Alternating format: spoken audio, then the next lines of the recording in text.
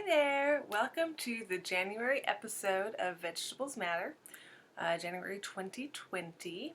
We're into a new decade. Here it is kind of a chilly morning. I've decided to podcast inside again today, just to make things easier. Again, I'm trying to squeeze in an episode before I go to work, although I do have a little bit more time this morning, but I have a friend coming over because when she purchased her spinning wheel, the person she bought it from also had a really large bobbin set that could go with it. And she's been very gracious and let me kind of have that connected to my wheel. It's something that's quite challenging to just quickly throw on and off. You have to have a screwdriver and stuff like that to get the jumbo flyer on. Anyway, so it's been on my wheel just because I spin a lot more than she does, but she is ready to use the jumbo flyer, so she's coming over this morning to do some of that. So anyway, I decided I've been wanting to film this. I've been working a lot and not really having time, and I just decided let's get it first thing. Normally I eat breakfast first thing. I'm like, nope, I'll wait till she's here. We can kind of eat some breakfast together. I've got some sweet potatoes that we can cook up. They're already cooked. Sorry, I'm going off on a tangent, but it's so good this way. If you don't do this, then you have to. So I bake the sweet potatoes beforehand, and then, whenever I want, I just kind of cut them into rounds, and then I just put a little oil in a frying pan and just kind of simmer them up, I guess. Simmer? Would simmer be fully covered? Saute them up? I don't know. Anyway, you do want to let them go for a little while to get a little caramelized and stuff. Super, super yummy. Anyway, that's the way that I prefer to eat sweet potatoes. So I'll do that for us this morning and just going to have a little chill time with her, which will be nice before I head into another long day of work. So what do I have today? Today, I'm mostly going to be talking about mittens. It's been on my mind a lot, mittens, and I just kind of want to share a little bit, kind of go over what mittens or gloves I have and all of that. Mittens, and then also some slipper stuff, a finished object, well, kind of a finished object, a finished knitted object, but it's not quite finished all the way yet. And then just a little catch up. I do want to talk more about the Hatdana, and just kind of a review. I showed it last time, but I've been able to use it a lot more, and I just want to share some of my experiences with it because it's fantastic. So there's the little spoiler for that one. Okay, so first of all, mittens, which really means, first of all, socks. There are so many knitters who are sock knitters. They always have a sock on the needles, and I totally understand just having something that's just a go-to, you can always work on. That totally makes sense. However, socks don't do it for me. They just, I think it can be nice to knit a pair of socks every now and again. I've knit 3 pairs in my life, and I'm happy that I've knit those pairs, more or less, especially the last pair, which I've showed on here, which I really like, and it was done with superwash, and so they're holding up better than the other ones, so I'm a little bit happier about that. But they don't get me excited the same way it gets other people excited, and I wear through them so quickly, although I think part of that was just not knowing enough, and so hopefully that could change a little bit, but still, socks just wear through rather quickly. For me, what excites me are mittens. I love mittens and gloves. I think they're fantastic, and then also, I just think they're so practical and useful. A number of years ago, in the winter, I do quite a lot of outdoor activities, and I think quite a number of winters ago, I didn't have good handwear, and I was pretty miserable sometimes, and so I think since that point, I've really kind of brought mittens and gloves into my life, including just some store-bought ones like this. These are fantastic. These are just going to get the job done. They're going to be water resistant, all of that. I like having these in my collection. And also, since I've gathered in so many mittens, when people are visiting and, maybe decide to come with us on a hike or something like that, I just have so many that I can just, it's like, oh, here's the mitten array, you know, choose what works for you. And so it's just been really nice to have so many. I've also I collect, you know, even just odd ones that I find and kind of, you know, oh, here's a right one, here's a left one, here's something, you know. So I'm into all of that. I didn't bring any of that stuff out. I just brought kind of my more usable stuff out. So mittens and gloves like this.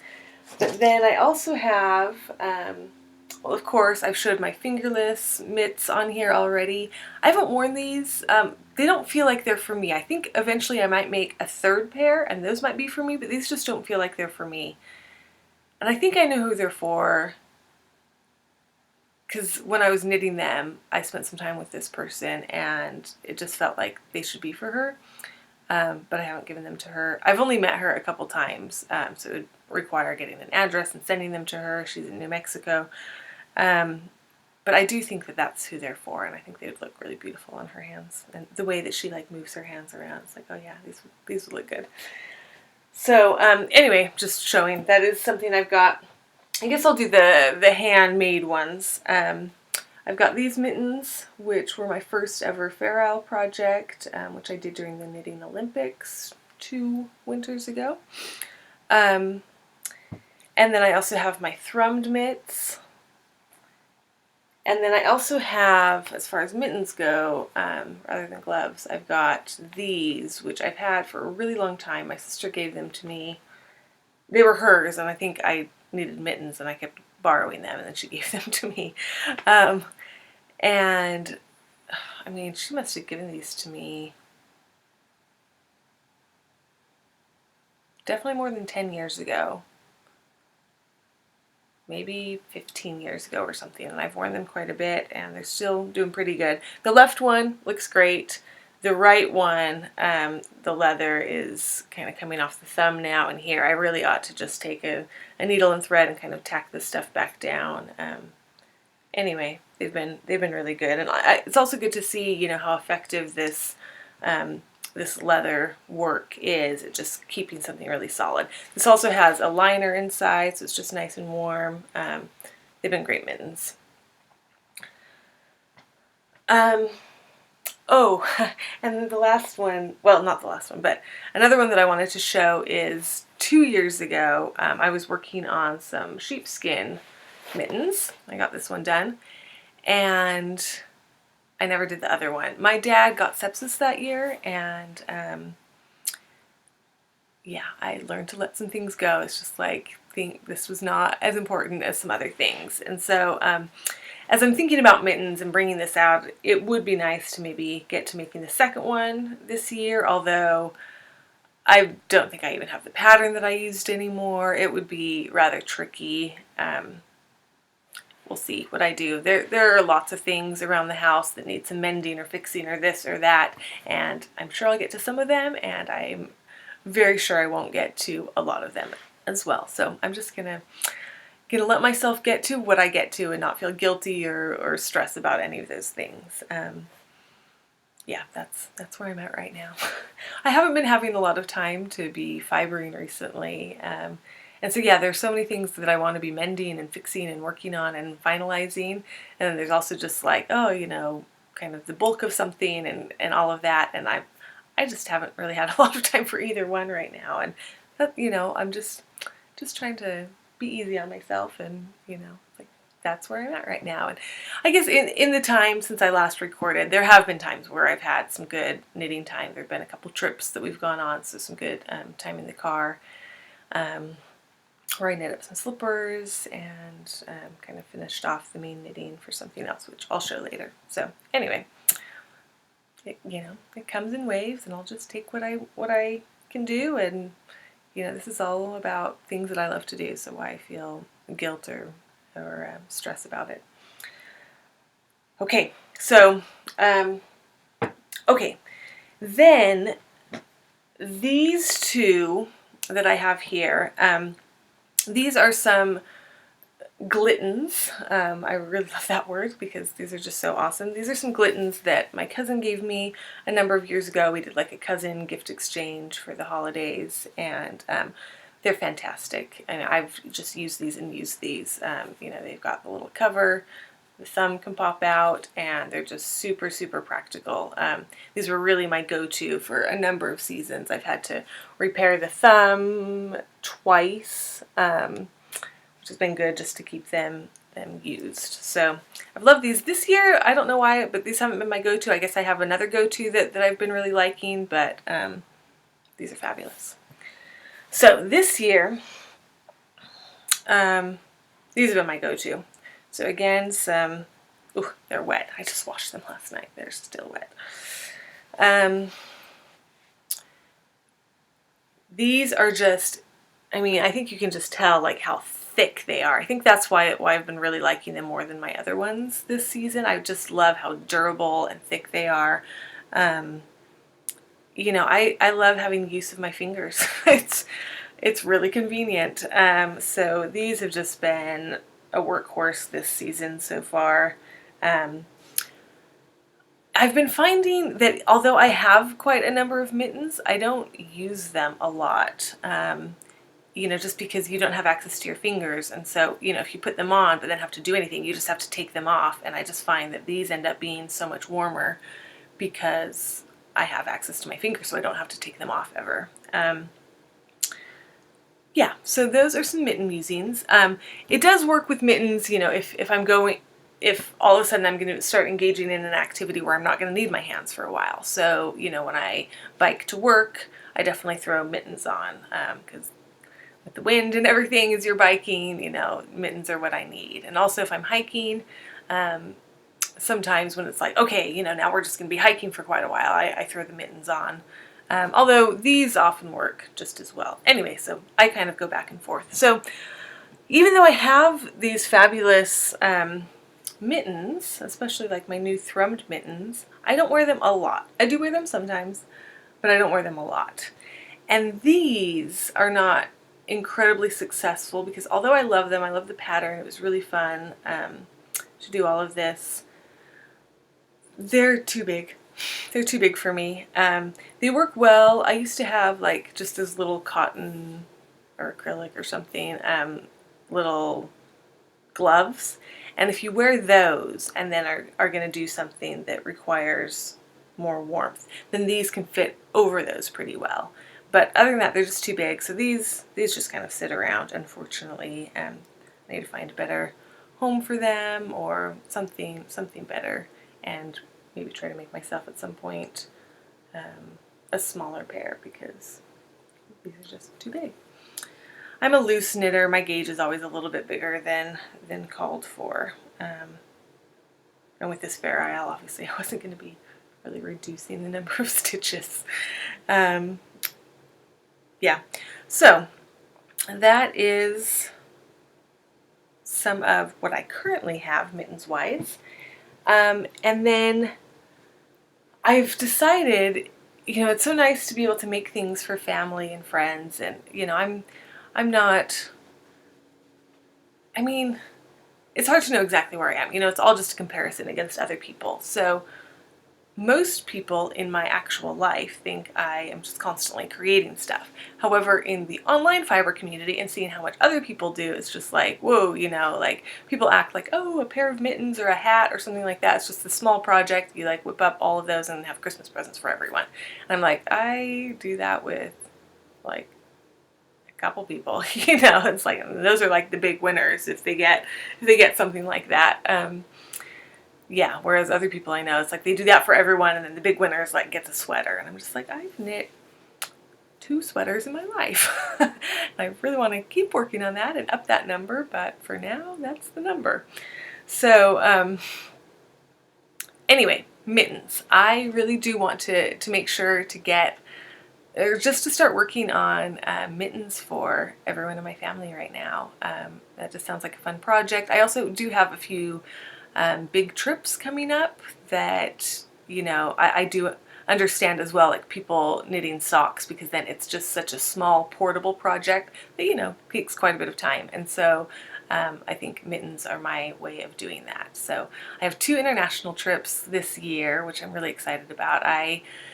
In my life, I've very much been a world traveler. That has just been what I've lived for at for large chunks of my life, and I've definitely settled down, have a house and a garden, really enjoy this. I have not traveled internationally since 2014, and this year in March I'll be going to Mexico, and in June and July I will be going to the British Isles, England, going through Wales, and then to Ireland as well. So, you know, just kind of thinking about some good projects to have on those trips where there's, you know, space is limited, but really want to have some good knitting as well. So, mittens it is. Mittens, mittens. This is going to be a year, I think, with lots of mittens. And I'm saying mittens in a very general term, which includes gloves. Okay, so with that said, I do have a just started whip. Well, I started it a little bit ago, but then I didn't have the right needles, and I finally got the right needles. So, the yarn is my hand-spun Icelandic. This is a 3-ply. It was chain plied or Navajo plied, the only time I've ever done that, and I struggled with it quite a bit. Although as I'm knitting with it, I'm like, oh, it's a little bit better than I thought it was, but I just wasn't very good. Like, you can see, you know, there, that's just not that smooth of a transition from one into the next. And I mean, there's even some that are worse where it's just kind of excess yarn wrapped around. Anyway, so there's definitely little parts like that, but for the most part, you know, a lot of it's just pretty and nice, and I can't see, but yeah, it's been fun to knit with it. So this is super, super durable. Icelandic is durable, 3-ply is durable.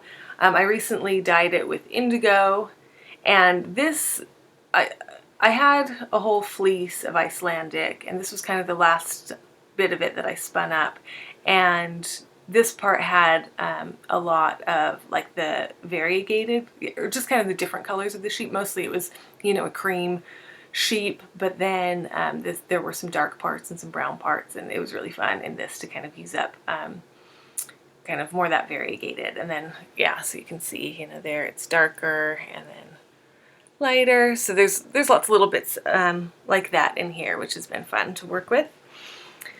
So my idea for the mitts was that I wanted something like this.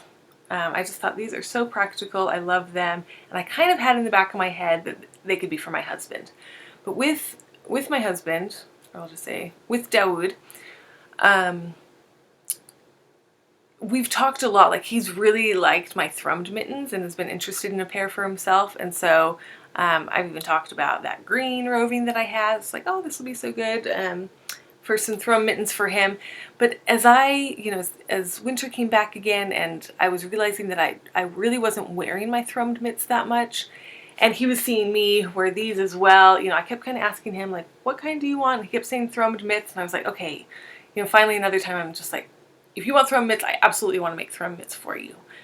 But I have been finding that I'm not using them a lot, and I think something like this is so practical. And I mean, if I am someone who uses my hands a lot when we're out and about, he's just going to be, you know, 10 times more so even. And I just thought that something like this would be so practical for him. And he was like, yeah, you're right. That is what I want. He's like, I was thinking about how I don't really use mittens that much. And he's like, and you know, he's seeing me being able to use these. And it's like, they look really cool. They seem like they would be really nice to have something like that.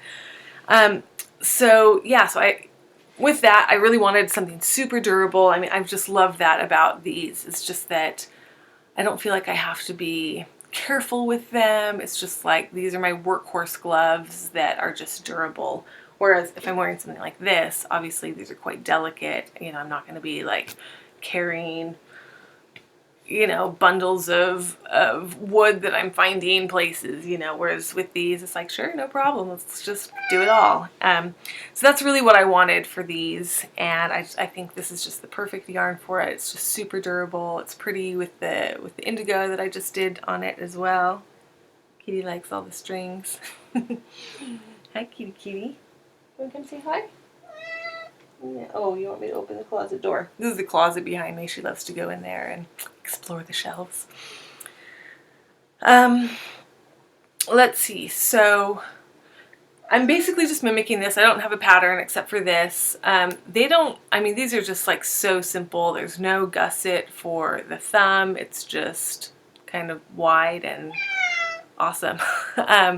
So I'm starting now. It's like a 2x1 rib, and I'm doing this on 3.25 millimeter needles, which is a size 3, US size 3. And yeah, they're not, they're rather small for how thick this yarn is, but I just really wanted it to be dense, and I am quite a loose knitter, and so just have to go pretty small.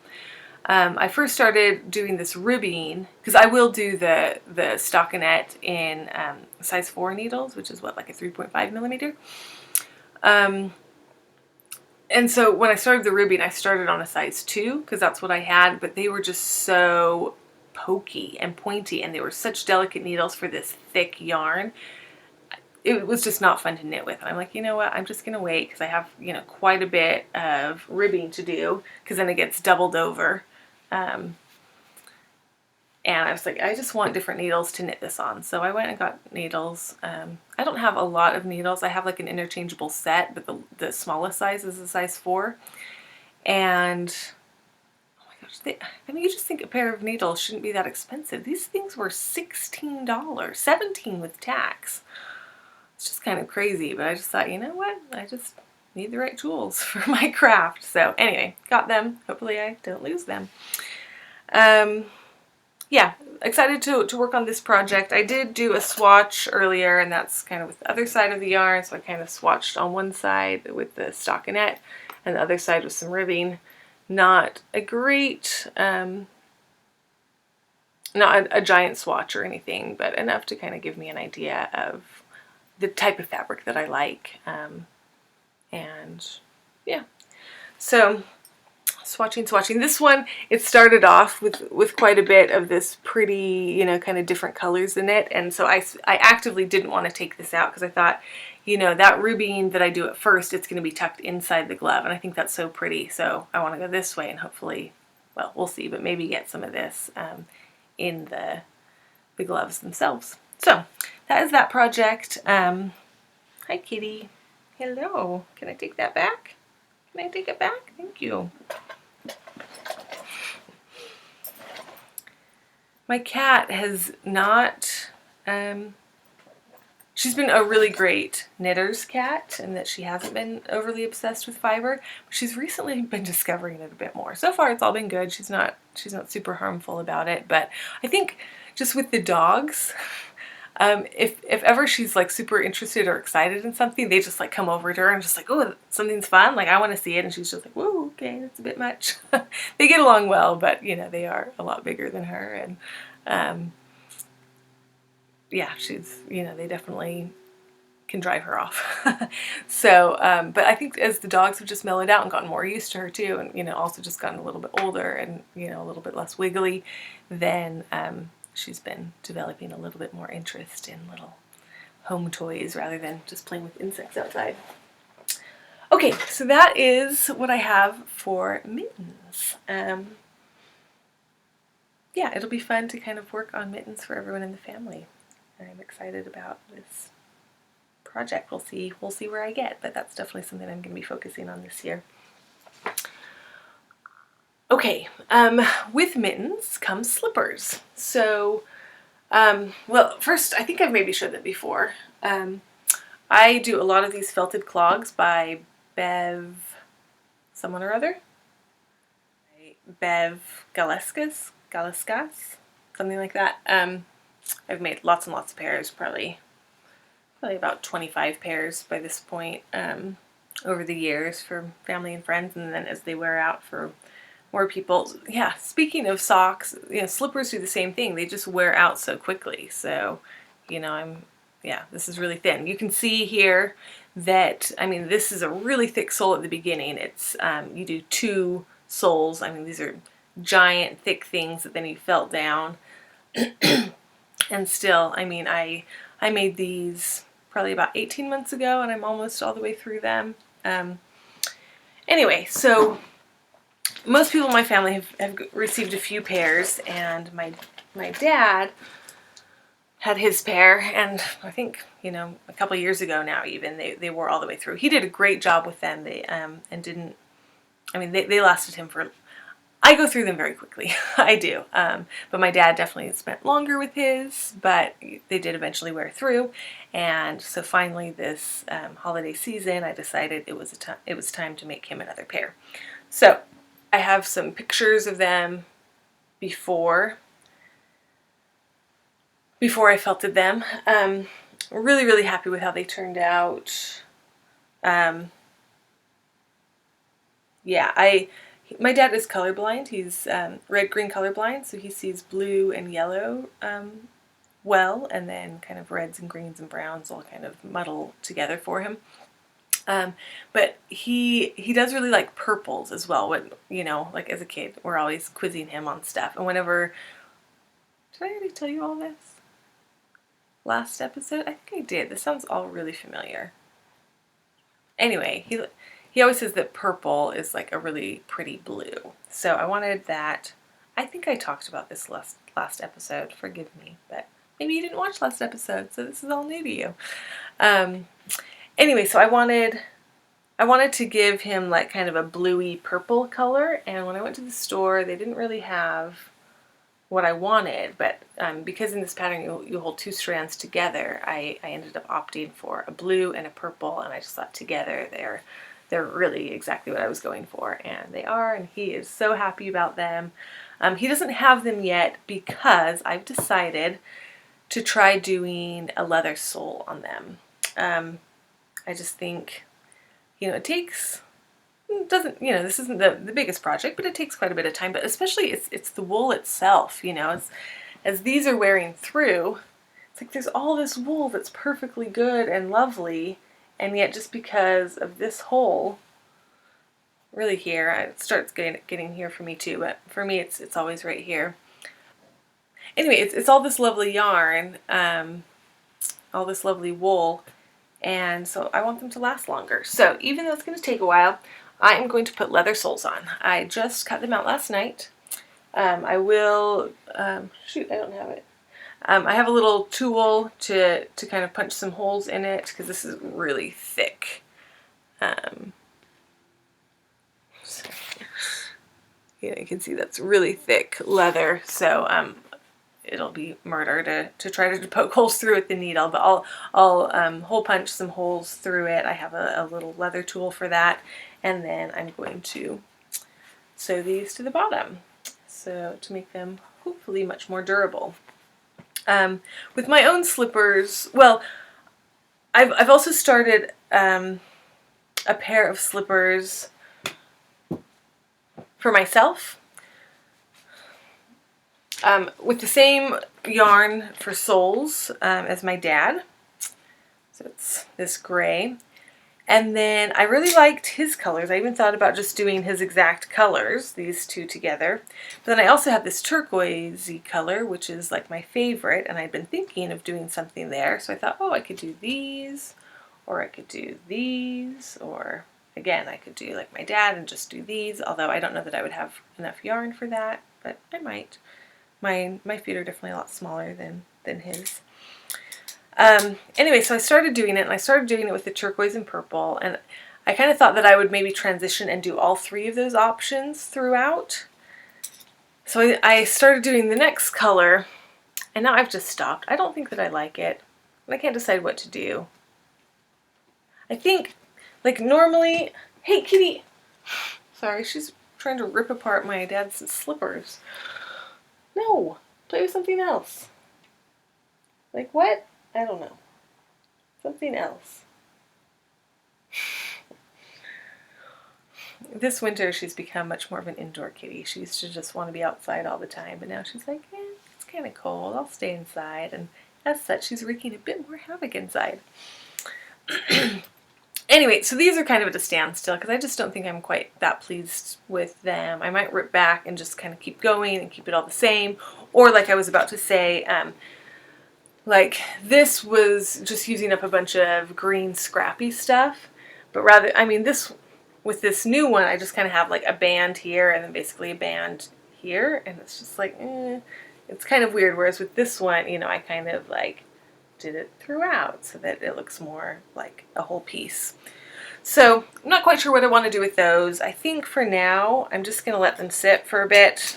If you have recommendations for me, please let me know if you have an idea for the best way to proceed with those. And I'm happy to rip back a bit. And then I also think, we'll see if I get around to this, but I want to be a little bit patient with those and maybe work on other projects. And I would like to give these a bit more life. So I want to take some felt fabric and maybe do like 2 circles, one for the inside, one for the outside, and then sew them together and just kind of prolong the life of these so that I'm not desperate for those and just, I don't know.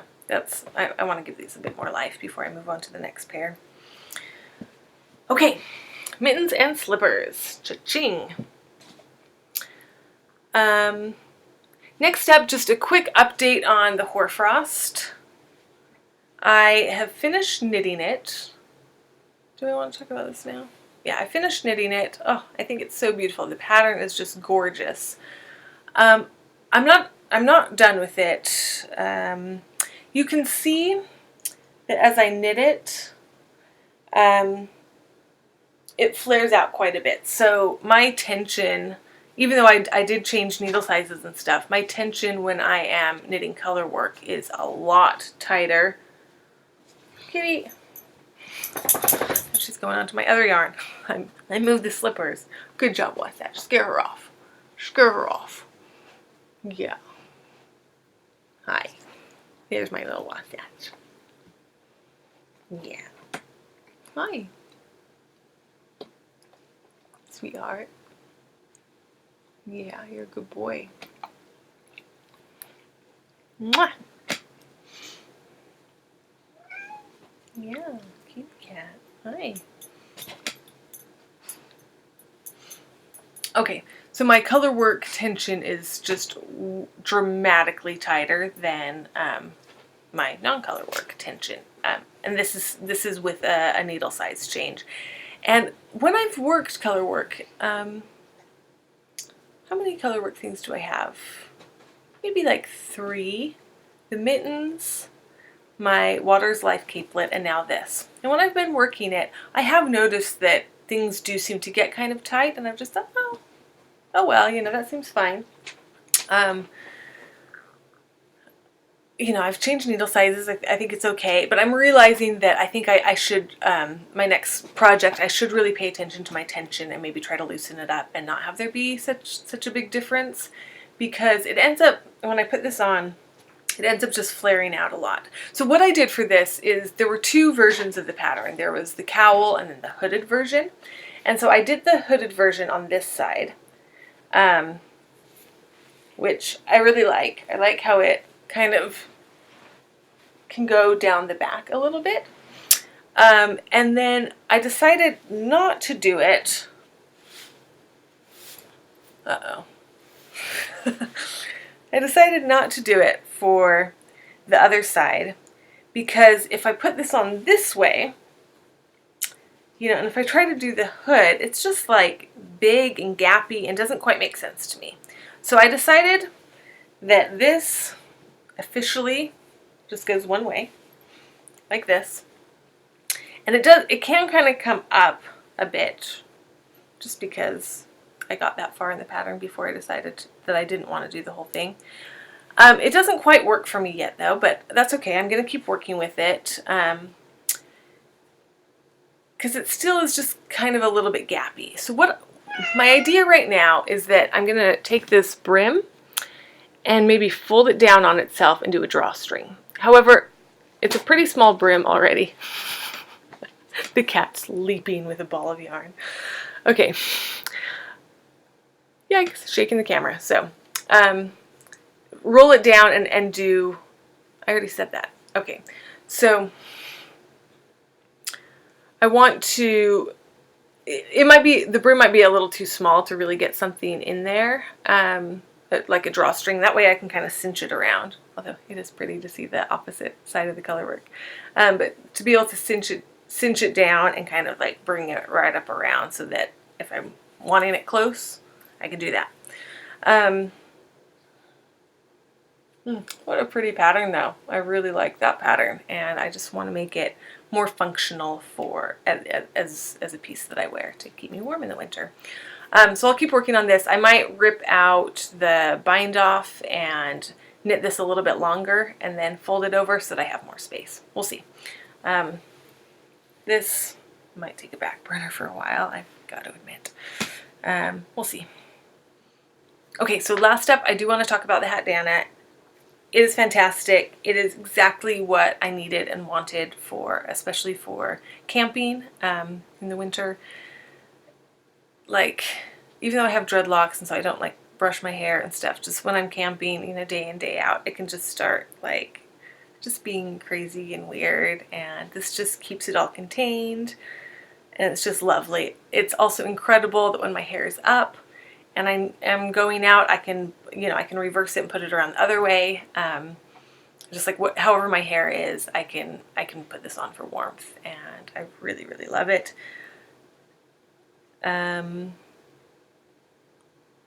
Yeah, with that said, I do want more things this style in particular, and so I've come across another pattern.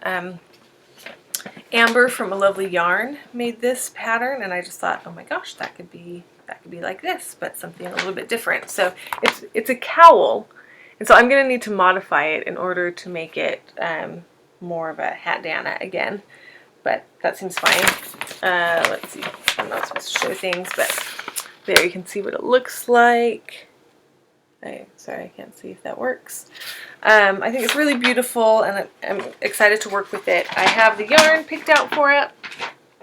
The cat's been playing with it, but this is that walnut and indigo dyed yarn that I dyed up recently, and I gave one of them away, one that had more variegation away, and then I kept this one.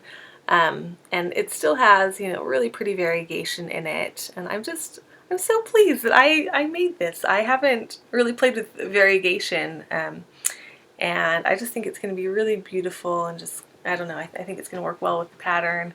It's not a crazy soft yarn, but it's not super prickly either, so I think it's going to work out. And yeah, haven't started it, haven't swatched for it, but bought the pattern, got it printed, so that's a big step. And that'll be something to work on soon. Some point. We'll see when I get around to it. Okay. Oh, there's one more thing. Okay, just a quick garden section as well. I just recently, hi, Wasatch. I just recently got given some seeds for a type of corn. It's called Seneca Red Stalker. Unfortunately, there's no picture of it on this packet, but I can show you some of the seeds. But a friend gave it to me. She grew it last year for the first time, and she says it is the most beautiful corn ever. The seeds are kind of, you know, I mean, we see these types of colors. How do I show this? Dun, dun, dun, dun. You can kind of see. But she says the plant itself is just gorgeous. I believe it has like purpley, velvety stalks and then kind of reddish leaves.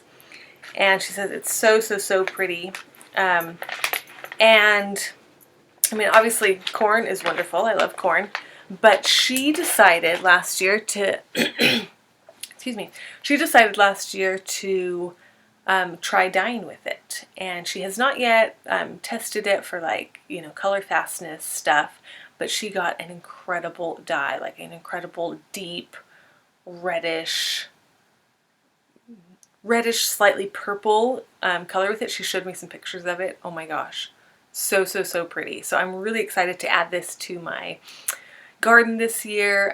The past number of years, the corn that I've grown has been Bloody Butcher, so I think I'll give that a pause this year and grow this type instead. I'm so excited to have something that's both like veggie garden and dye garden in one, and to play around with that. So that is the Seneca Red Stalker.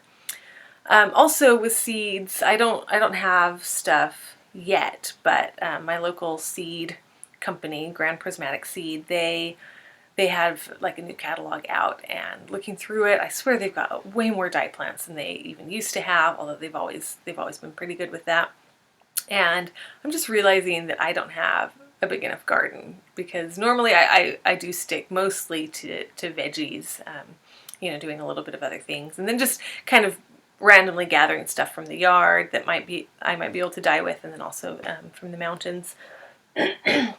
But I just feel like this year I really want to start a dye garden, but I'm just like, where's the space? I want all my veggies, I want the dye garden, what to do. I do think I want to try planting madder this year. It'd be good to have some hollyhocks and other things, especially because a lot of the dye plants are really great pollinators too. So it's just like, yeah, I really need to have these in my garden. It's just a matter of figuring out space for everything, which is going to be challenging. So that's where I'm at garden-wise, just starting to think about seeds and what to plant. I haven't put a lot of thought into where to put stuff, but just, yeah, just kind of swimming around in my brain a bit. Okay, that's it. It's been so good to sit down with you and get this recorded for this January. Hope you guys are knitting and crocheting and doing all those fiber things that you enjoy. I'll talk to you guys later. Bye.